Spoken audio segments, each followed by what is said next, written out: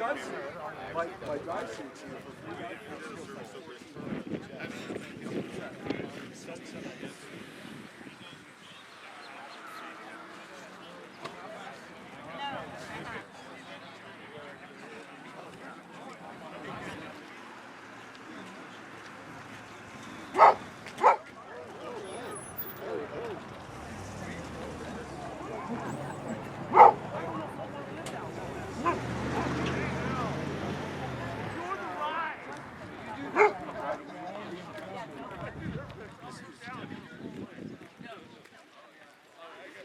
No, I've been seeing him the last couple of days.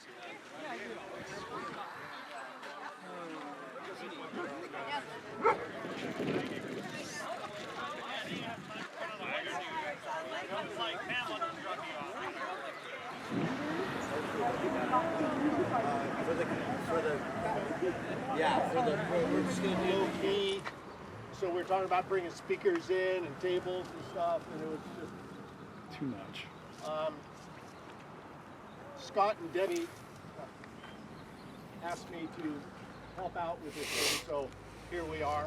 On behalf of them, I'd like to welcome all you people, and thanks a lot for coming to celebrate Chuck's celebration of life here.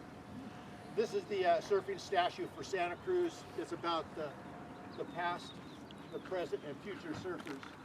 So it's all about Chuck today. This is Chuck today. This is who we are here for. The plan is to have a few words. Whoever wants to say something, we say it. Speak your heart. Chuck was a very special guy. And as soon as this ends, we're going to have a paddle out. Scott has ashes. It's going to take so when we end, I'd say in 20 minutes to meet in the water. There's supposed to be a lot of wind coming up, which is going to blow things out. So we'll end it 20 minutes, we meet in the water. So I wouldn't recommend paddling straight out there. It's going to take a few people to get their wetsuit on and get out there. It should be about 20 minutes though. I started surfing in the early 60s with Chuck, and we became friends. Through the years, we became tighter friends and bigger friends, and the more I hung out with him, the more I liked him, the more I was impressed, the more I could learn from him, and Chuck was a very special guy in my life. He made my life better. Our lives were very similar to when we started surfing, how we started surfing, who we were, our approach to the ocean and to life and stuff like that. Chuck was way into water polo. Some of his team is here. He talked about some of his team. What was your name again? Guitar. Anyway, he kept going off and off and off about how guitar was, and they had a great team at Santa Cruz High School. They did really good. I too coached water polo at Santa Cruz High School. Our lives were very similar. One day he came up to me and said, I'm moving to Kauai, and I was bummed he's moving to Kauai because here's a good friend of mine who's, I'm not going to have the surf sessions out here with him and go to his house and having nice dinners and stuff like that. On the other hand, Kauai, Honolulu is a great place to go visit. So I ended up going there to Chuck's house a lot and having Debbie, what a cook, great meal. Chuck and I would do 2-3 surfs at Honolulu, come in, have a great meal. Life was good. I'd spend a week or two with him. Anyway, what was very impressive is he was a hardcore guy here. He fit in really well. He was a great guy. Over there, he fit in really good. He'd go down to Blackbox Beach, and he'd play a sax, and Debbie would bring great food, and they'd have a thing there. And from year to year to year, he fit so into that Honolulu surf culture. It was amazing. And I'd go and hang out with them and the heavy locals there, and he really fit in. What amazing about Chuck and Debbie is I'd be down there at Blackbox Beach or something and go surf and come in, and here's Chuck and Debbie walking down the beach holding hands.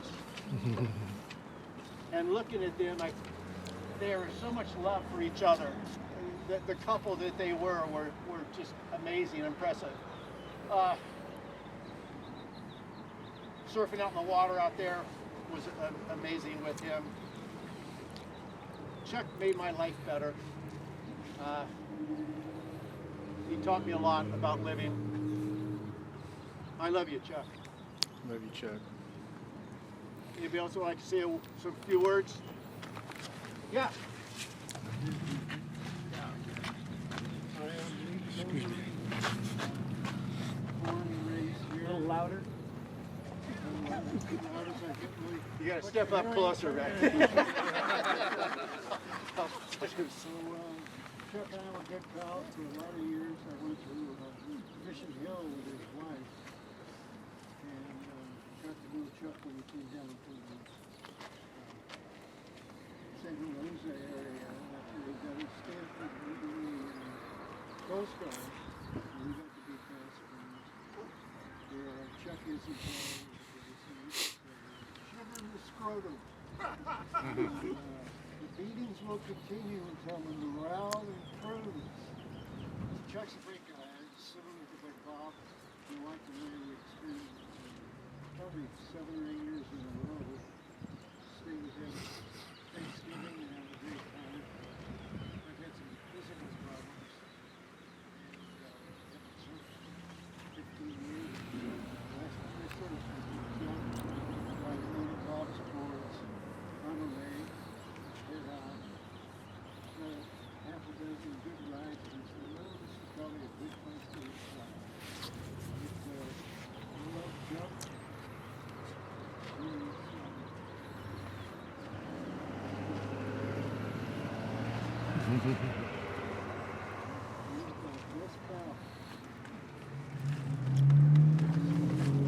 Litoma. Yeah, Pete. Yeah. When to follow up on you there. You know, we all surf and people surf with each other and those things pretty normal, but the thing that really stands out for me about Chuck that really affected me was Chuck and Debbie walking hand in hand up and down West Cliff all the time. The love that they shared was so apparent and inspirational. I think it was just really a moving and wonderful thing. And I have not forgotten it, and I have mentioned it to many, many people over time. Chuck was a lucky guy to have Debbie like that, and Debbie to have Chuck. And you look at Chuck's life, and he had a great life.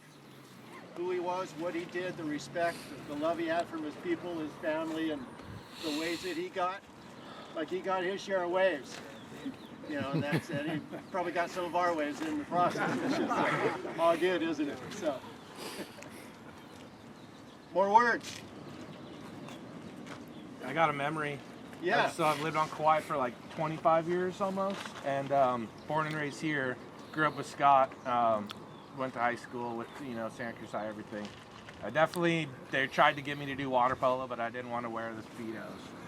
But turns out I could have got more girls maybe if I did do it. I don't know, but yeah, just on. I think it's like every Friday night forever. Like I don't know how long they lived there, like 10, 15 years on Kauai.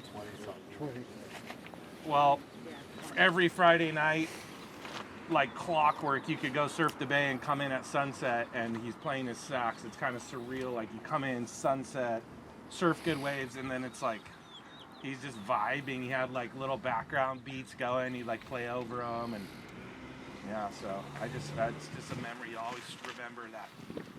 It's like your friend's dad just jamming the sax after a good surf, and the sunset's kind of magical. So, and he's a well-respected musician, like internationally. So, yeah. I took him shopping at Costco. It was about a year ago. So he could talk a little bit still, and he was trying to get out a couple stories, and he knew he wanted to just tell you everything, but he just couldn't. It just took him a little longer to get words out, but it was so fun just like being patient with him and listening for his story. Just like, okay, spit it out, buddy. Like I can't wait to hear this one. So I always remember like the blue mid-length boards he would always ride, and yeah. Love you, Scott. Love you, Chuck. I made him a lot of boards. I was at Black Pot Beach one day with him, and Debbie was starting to set up some stuff, and he was getting out his sacks, and I'm sitting on the table. Anyways, this heavy local boy walks up and goes, "What are you sitting on the table? Butts on the table." Oh, yeah. And I got off the table. "Hey, sorry, man." He goes, "You shouldn't be doing that." Walks over to the tree right here and pees right in the tree. Yeah. It's okay It's a major one So, over there for anyway, you sure. gotta learn the roles and then you're good, you know. So. Well, I'll say a few words. I'm Petar Samak. I had a pleasure to live with Reed family in high school. I was a foreign exchange student from Croatia. Scott here took me in as a brother, and Chuck and Debbie obviously took me in as their son. I lived with them for about a year and a half, 2 years. And I was on the high school water polo team here with Corey. He's here with us as well. You know, it was a wonderful experience for me. I got to learn how to surf. Chuck sat me down one day and said, "Look, you're a water polo player. You got to learn how to surf." And so he drew and wrote out all these things, pages of stuff, different bottoms, swells, winds, directions, all these things. I was like, "Chuck, I don't know. I'm comfortable in the water. I'm pretty sure I'm not going to drown. Let's just go out there and do it." And so he took me out with his bandmate from his music band, Eddie. I don't know if any of you guys know Eddie, but two of them took me out. Oh, is Eddie here today? Eddie. All right. So those two guys, Eddie and Chuck, took me out on a pretty big day, and they were just paddling out, and I was behind them, struggling, trying to keep up. And two of them at some point looked back, and they're like, "Man, this kid's probably gone." Anyway, I was right there with them. My water polo shape hopefully helped with that, but they taught me how to surf. They taught me the Santa Cruz culture. After you know, a few months, Chuck decided to take me out in the lineup and said, "You're ready. I'll get you a wave if you want it." And so he got me a wave at the lane, and you know, unforgettable experience. He was so passionate, such a good person, and I just want to make sure we honor him right today, so he can live, you know, keep living here for a long time. But yeah, I just wanted to say, you know, hello and thank you, and I'm here for Scott and for Chuck and Debbie, and let's do this the right way, paddle out there and have some fun. Good. My name is Ed James, for those of you that don't know me. Chuck came here in the early 60s, maybe 1964, something like that.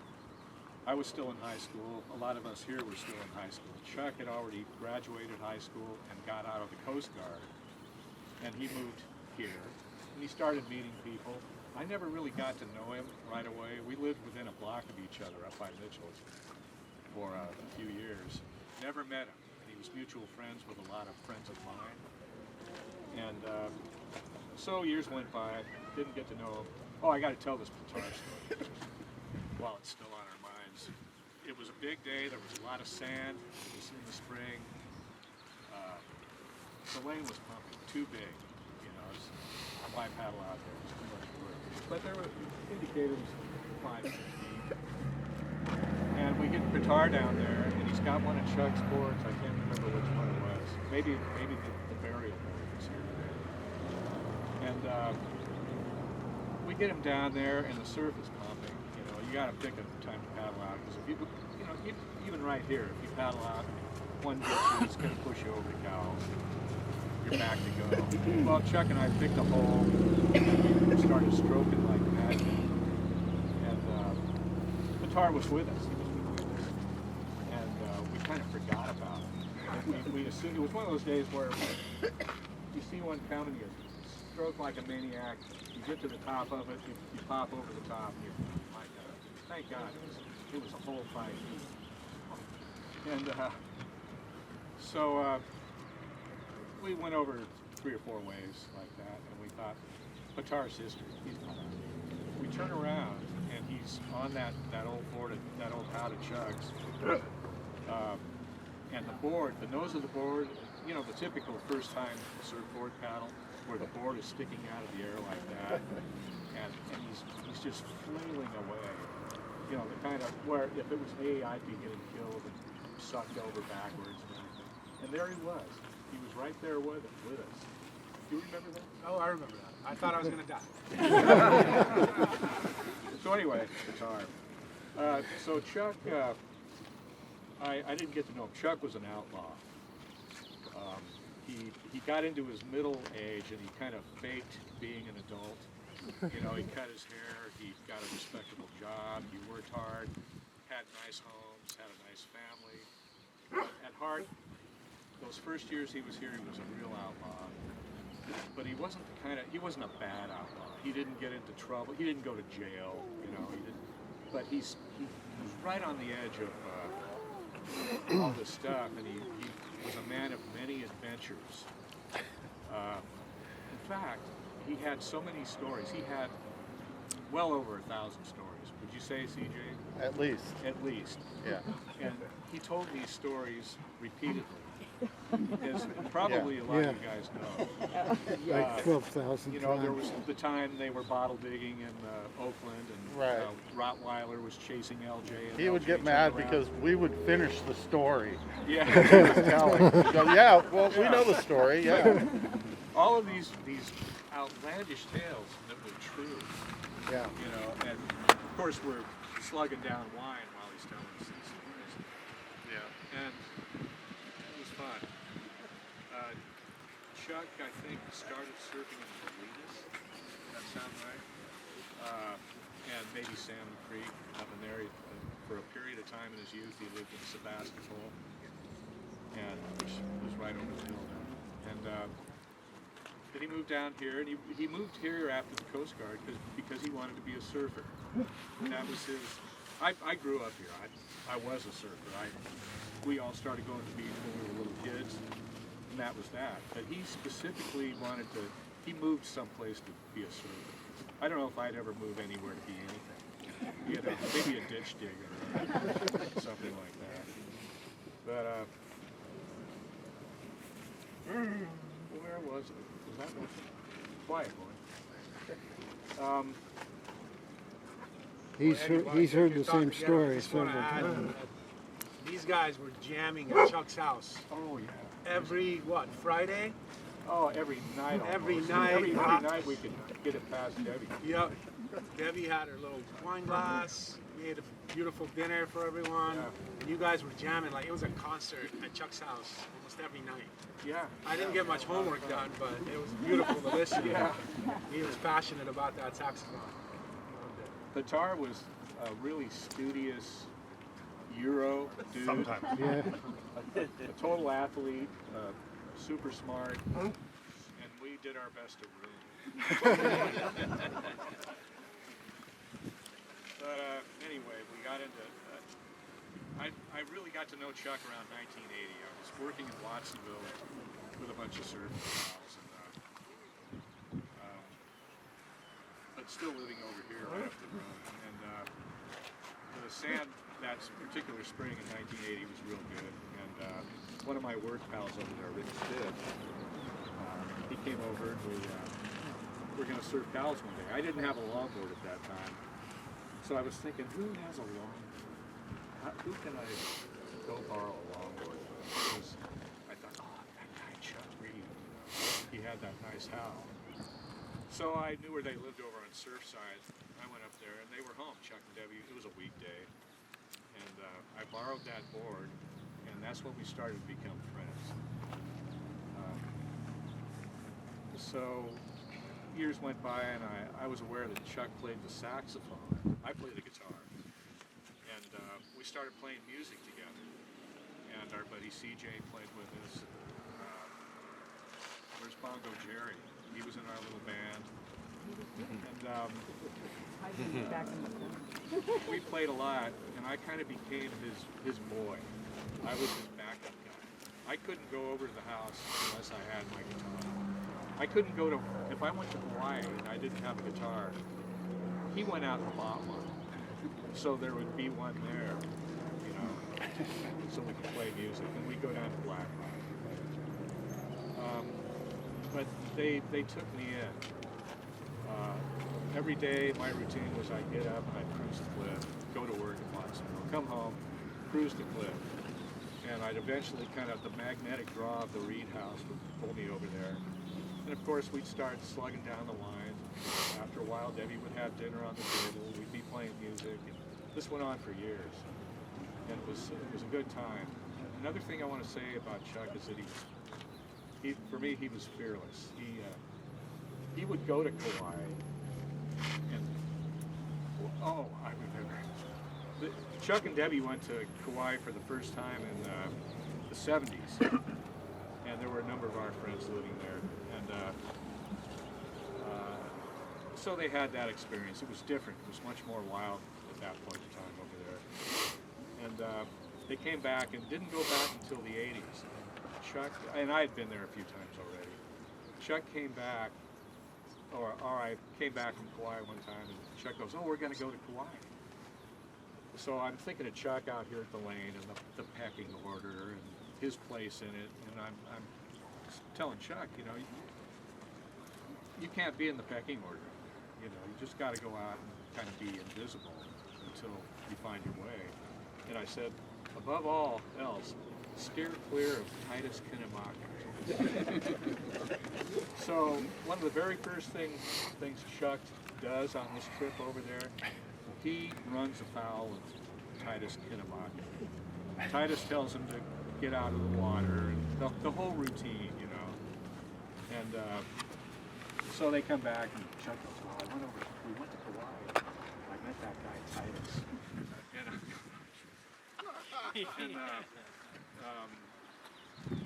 But it went well. He integrated himself right in there, got to know everybody, and he played that horn for them every frickin' night. You know what I mean? It was fun. Anyway, they took me in, Chuck and Debbie, and I got a little annoying after a while. I would show up one time, too many, and I'd feel the vibes. Debbie would be giving Chuck a look, "Get this asshole out of here." You know. So I would leave, and I would think, "Oh, I can't go over there. I'm not going to call Chuck." And we didn't see each other much surfing because he was a point guy, and I was more of a middle peak through the cows kind of guy. So he was a point slot guy, and he rarely got over this way. So we didn't see each other out in the water. 2 or 3 months would go by, and we wouldn't speak to each other. Finally, one of us would break down and call, hey man, where are you? What are you doing? Come on over." So I'd go over, and the whole cycle would start again. They were very generous to me, wonderful people. I love them, and God bless you, Chuck, wherever the heck you are. Yeah, Chuck.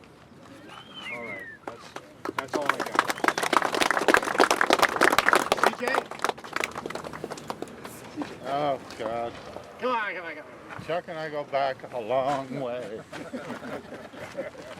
I knew Chuck I met him in probably the late 60s. He lived on Oxford and I lived on Alta.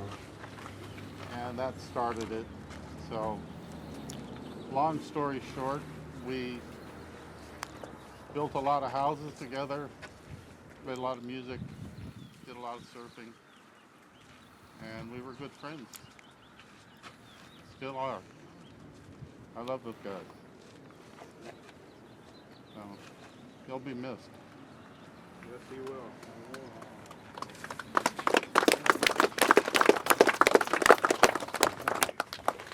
Did I cut you off too soon? Chuck was 78 years old, so he was my elder. I'm 76. But I see a lot of 30, 40, 50-year-old Groms out here. So obviously there's some love for him amongst the younger generation here. He earned the respect. He gave respect, and he earned it. Someone else, like to say a few words. Step up. Now's the time. Yeah. I'm Randy White. My dad was the harbor master when I was growing up, and he became a part of the Santa Cruz Longboard Union, and that's where he met Chuck Lee. I was growing up surfing the lane here, and I never went to the point because I wasn't allowed to be there, so I was surfing at, Indicator, classic 80s, Santa Cruz, Santa Cruz High Scene. And Chuck was out there, and I was surfing indicators a lot, and there was Rim Partridge, and Bob would be out there, and Chuck would be out there. And Chuck was always, he didn't really know me yet, but he knew I was Larry's son, and he was just really nice to me in the water. He was one of the few people that kind of encouraged me, and, hooting and hollering and trying to get me into waves. And so I always kind of looked up to Chuck in that way. And then, there's a real big chapter in my life that came later when I at Santa Cruz High doing water polo with Scott. And I'm a handful of years older than Scott, but I played polo, and Chuck kind of stepped in and started coaching. JV, right? Started coaching JV at Santa Cruz High, and so he was around the pool deck, and I was getting to know him better at the lane and through my dad and longboard union stuff and all that, and really starting to get to know Chuck. And then I graduated Santa Cruz High and was asked by the athletic director if I wanted to coach water polo. So I went ahead and said yes. I was 18 years old, and I went ahead and coached JV water polo at Santa Cruz High.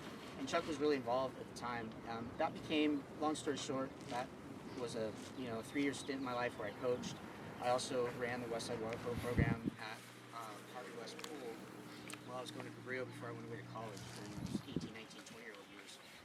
And Chuck that was a huge part of my life. I mean, I was 18 trying to demand respect from 14 to 15-year-olds on the pool deck, and a lot of them were girls back then before girls water polo. We had co-ed. So it was really a challenging time for me, but it was really fun. And Chuck was right there to guide me and coach me. He also, besides myself, he really put a lot into the water polo program for the community. He was always fighting at the city meetings for, money and trying to improve the aquatic program. And he hung around for years when nobody else would to just make sure that Santa Cruz High Polo thrived and stayed alive. And he came up with cool fundraisers like the shootout. We had the Santa Cruz PD come down with their radar guns and, in uniform, we did a shootout contest, big fundraisers. And I was getting ready to go away to Cal Poly and leave Santa Cruz for my first time. And had just kind of, I was basically, Chuck was kind of looking for a way out, I think, too. He'd been running all that stuff and making all that happen for so long. And I took over the Westside Water Polo program for him, and I think that's when he kind of stepped away. That's when he stopped coaching. But really, I just wanted to say that he gave so much to the community and so much to water polo during those years, and that was my experience with him. He was not only a mentor and a friend in life, but he kind of sort of became like a second dad to me. Sort of, I felt like that over the years, and I really enjoyed following his retirement. One great thing about Facebook is you can do that. You can keep up with people's lives, and so I really enjoyed watching him become a grandfather and watching him, play his saxophone on the beach and do all that, and just enjoy what seemed to be his retirement dream. Anyway, I love you, Chuck, and I hope to see you again someday. And he was a great guy. Great player.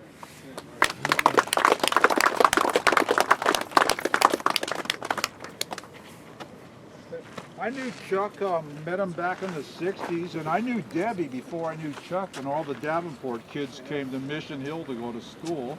And then the West Side Raiders and the Killer Cowls gang and all that, we met Chuck, and then I knew him from working too. I also went through 4.5 years of apprenticeship school with him, and we actually worked together for a number of years. And he was a good guy, and he's definitely going to be missed, man. Yeah, thanks. Yeah, that group, Killer Cows, was 66, around that. Yeah. It was a heavy group. They owned cows. Not many people were allowed to go surf there.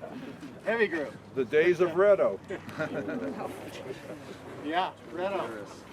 There's Santa Cruz has some amazing characters. The history of we're lucky to live here in Santa Cruz. Chuck was lucky to be here. We all are. He loved Santa Cruz. He loved water polo. The energy he put into water polo was nuts. I mean, I played a lot of water polo, and the stories that he had, his passion he had, it was just like surfing, something he lived for. Just absolutely loved it. Some more words? Yeah, I'd like to say something. Yeah. So, in life, I try to surround myself with good character people, people that work hard, people that love their kids, their family. I met Scott, I lived with Scott down in Huntington Beach. We probably met about 4 years ago. Our boys played football together. We would go to watch practice, outside the gate, we're freshman year, I'd be looking through the gate, watching practice. And I'd see this other guy over there, this guy here.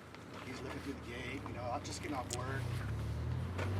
And, after that time, we started building relationship and friendship. And man, this guy's he's a good guy. He's good character, he's good heart, loves his kid, and kind of grew over the years. I met Chuck probably 3 times maybe the last 2 years when he flew in from Hawaii to see Ian play. But listen to all your stories, I can see where he gets it from. It's carried down. I see this here. You lose your dad. I lost my dad. But I'm just glad to be here. Scott.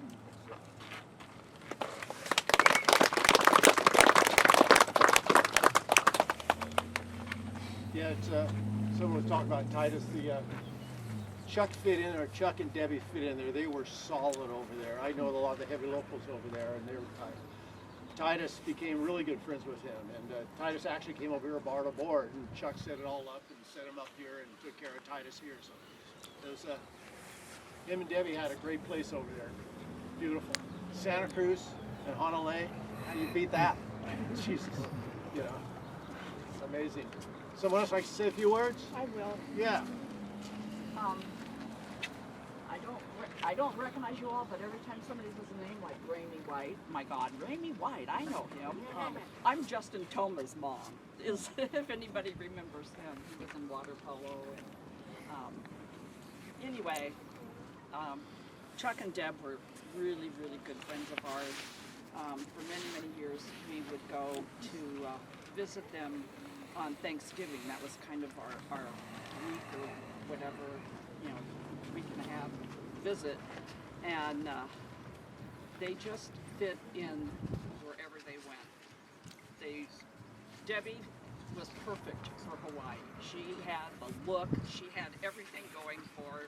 They loved her, and Chuck always just went along because he had Debbie with him.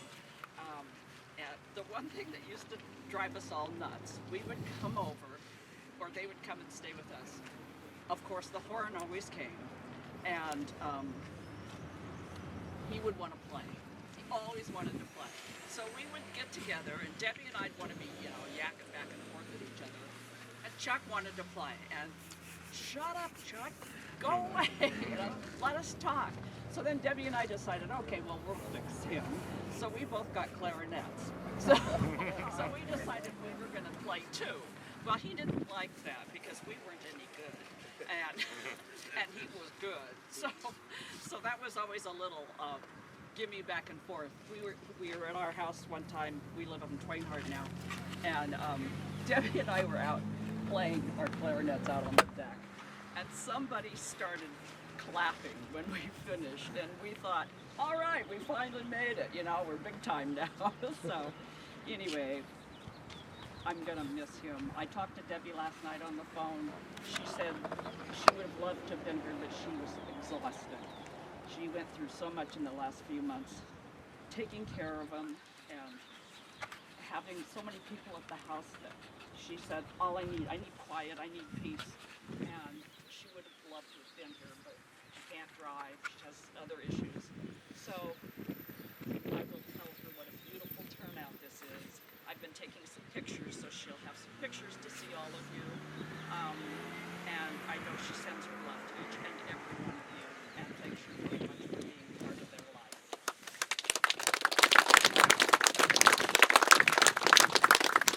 More words? Scott says, let's get to the water. It's wonderful to hear these stories from these loving friends. That makes it so much more special. And I'm feeling good right now about Chuck, my buddy. Love you, Chuck. Yeah, we all do. Love you, Chuck. We're gonna have a paddle out, and there's a couple guys that have put suits on now, and so we figured we'll start the ceremony 20 minutes. So if you want to wait before you get in the water, go out there now, fine. But 20 minutes, the ceremony in the water will start. We can say a few words out there, throw some water in the air, and Scott's got some ashes there. So love you all. Thanks for coming. Thank you, Bob. This is the family there, man. Yeah. All right.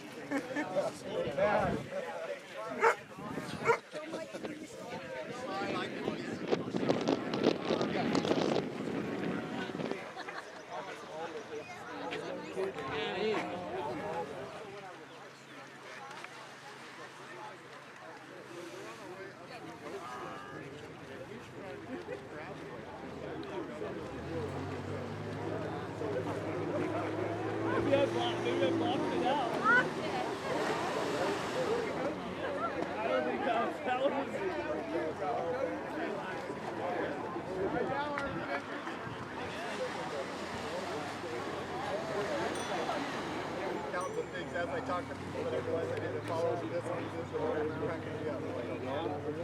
Yeah, exactly. How's your telephoto, Mike?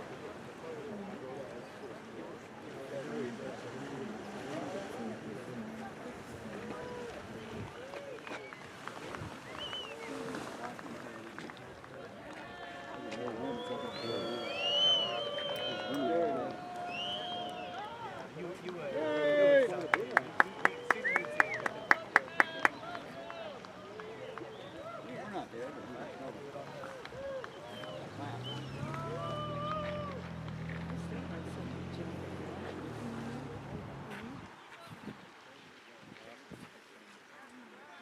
Pretty slow.